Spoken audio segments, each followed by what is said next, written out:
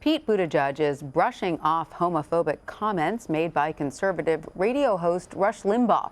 Last week, Limbaugh spoke about Buttigieg kissing his husband on stage at the Democratic debates and said America was not ready to elect a gay president. Limbaugh was awarded the Medal of Freedom by President Trump earlier this month. On Sunday, Buttigieg responded to the remarks on CNN.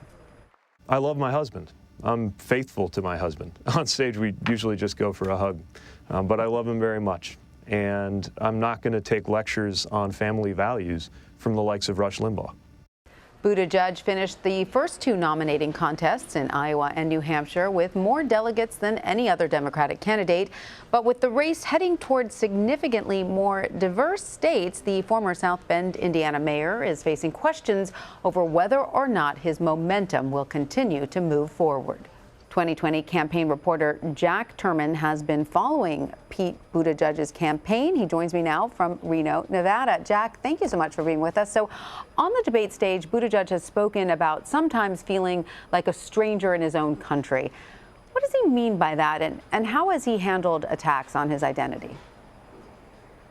Yeah, that's right. Just last night, he was asked at a town hall here in Sparks, Nevada, right outside of Reno, how he would respond to homophobic attacks. And this is just in the aftermath of conservative radio host Rush Limbaugh saying homophobic things about Buttigieg. And he didn't really give it much oxygen, and I don't think he wants to, but he basically said, I'll see my definition of family values is very different than Rush Limbaugh's. And just a broader point about his overall candidacy here is that Buttigieg often talks about building a sense of a belonging, and he often says in his stump speech that there is a crisis of belonging in this country, whether it's in mental health care or addiction abuse, but also in the social issues as well. And he often says that his campaign is trying to rebuild that sense of belonging and make sure every American is welcome in this country. And Jack, let's talk about Nevada specifically. What is Buttigieg's campaign doing there in the final days ahead of the caucus to ramp up its presence in the state?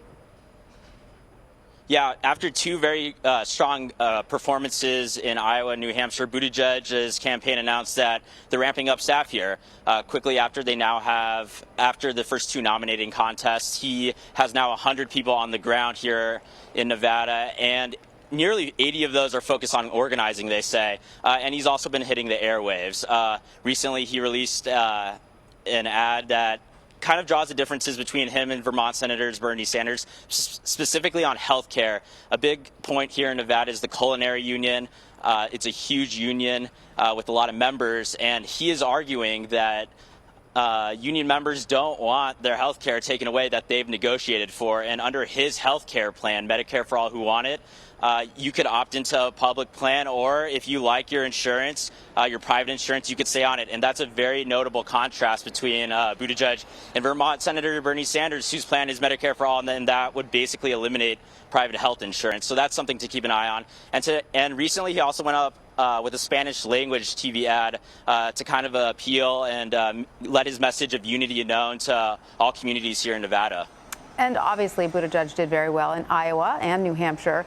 Is he bringing the same campaign messages with him to Nevada, or is he tweaking them a little bit? A lot of it is mostly the same. The crisis of belonging and building that sense of the belonging is the same, and really focusing on uniting Americans, whether that's Democrats, independents, or what he would say as future former Republicans. One notable tweak, though, is that in the lead up to Iowa and New Hampshire, he drew very direct and sharp contrasts with former Vice President Joe Biden and Senator Bernie Sanders. And he still brings up those contrasts here in Nevada, especially with Senator Sanders. He usually says in his stump speech that Sanders is basically offering a choice between a revolution or the status quo, and Buttigieg argues that that's a false choice, and he brings it up, but it's not as direct or as sharp as what we saw in Iowa and New Hampshire. So that's a minor tweak. Right, and of course, critics say Iowa and New Hampshire don't accurately reflect the diversity of the Democratic Party and of America. There are concerns in some corners that Buttigieg's success might not carry forward into the rest of the early voting states, which are much more diverse. So what is his campaign's response to that? Buttigieg and his campaign has long argued that on voters' mind is the ability and to show that you could basically win. And they're pointing to the first two nominating contests where Buttigieg did very well in Iowa and did very well in New Hampshire. And important to note, though, that those are both predominantly states with white populations. And now we're getting into more diverse electorates. So this is the first chance where Buttigieg can really test his case here in Nevada, where the electorate's a lot more diverse, is that if you do well in Iowa and New Hampshire, will that prove to be effective, basically, in winning over minority voters? Remember, Buttigieg has consistently polled very well leading up in the top tier, for example, in Iowa and New Hampshire, but he has consistently polled very low in Nevada and South Carolina, where the electorates are a lot more diverse. So it'll be interesting to see here how that theory and their argument is here in Nevada. Absolutely. And how that plays out. Absolutely. All right. Well, Jack Turman, thank you so much. Great speaking with you. Thank you.